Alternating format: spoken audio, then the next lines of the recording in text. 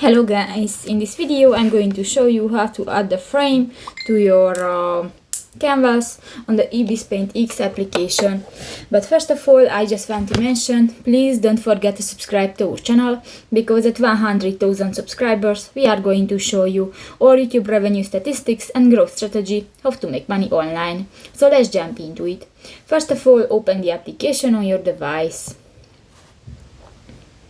That's my canvas, and you can find the toolbar at the left side of the screen. New, you can find the frame divider option under the text. Click that, and you can add a frame to your canvas if you select a frame.